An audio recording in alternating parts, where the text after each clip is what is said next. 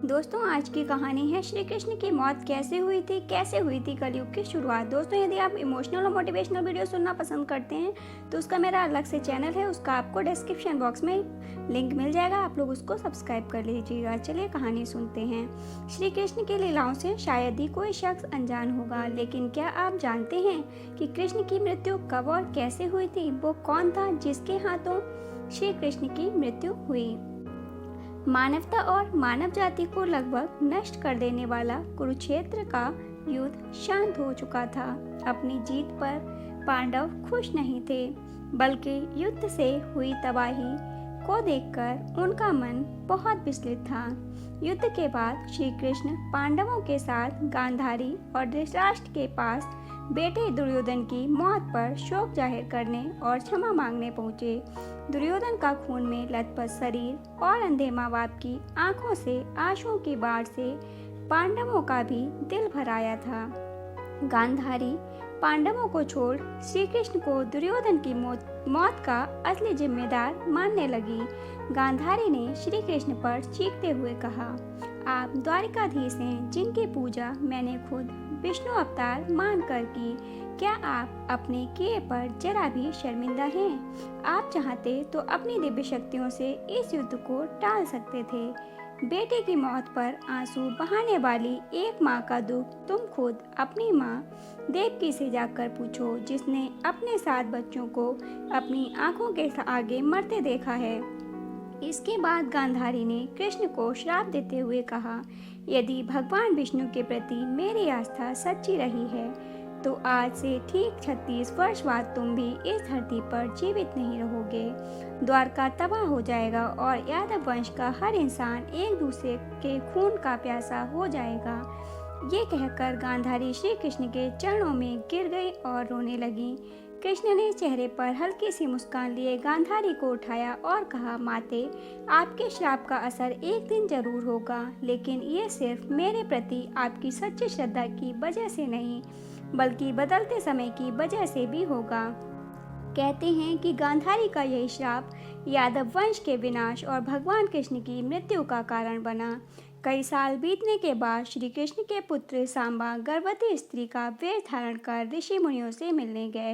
ये देखकर ऋषि भड़क गए और उन्होंने सांबा को श्राप दिया कि तुम एक ऐसे लोहे के तीर को जन्म दोगे जो तुम्हारे कुल साम्राज्य का सर्वनाश कर देगा।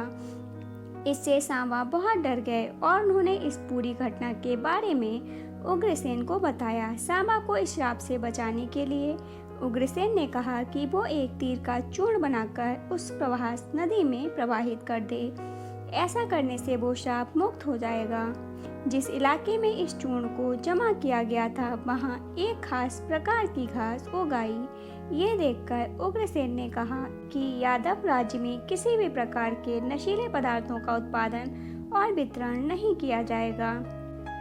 इसके बाद द्वारका में कुछ बेहद अशुभ संकेत देखे गए, जिसमें सुदर्शन चक्र, श्री कृष्ण का शंख, उनका रथ और बलराम के हल का अदृश्य हो जाना शामिल है। द्वारका में अपराध और पाप बढ़ने लगे थे।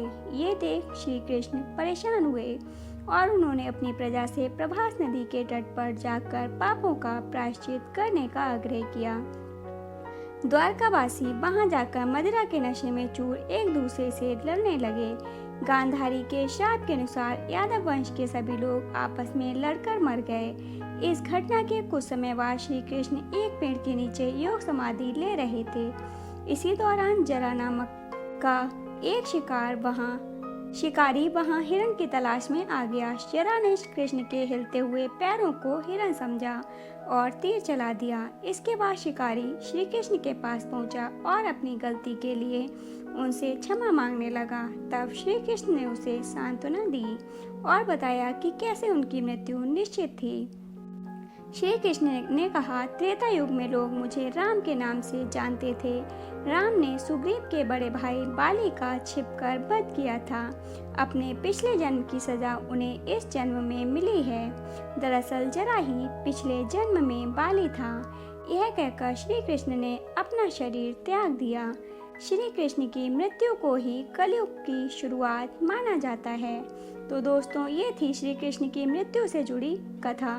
दोस्तों आपको कहानी कैसी लगी कमेंट बॉक्स में ज़रूर बताइएगा। अगर कहानी अच्छी लगी हो तो लाइक एंड शेयर कीजिएगा और ऐसे ही अच्छी अच्छी कहानियाँ सुनने के लिए चैनल को सब्सक्राइब कर लीजिएगा। कहानी को पूरा सुनने के लिए धन्यवाद दोस्तों आप किस तरह की कहानियाँ सुनना पसंद करते हैं कमेंट बॉक्स में ज़रूर बताइएगा। आपकी इच्छा अनुसार हम कहानियाँ लाने की पूरी कोशिश करेंगे। धन्यवाद दोस्तों।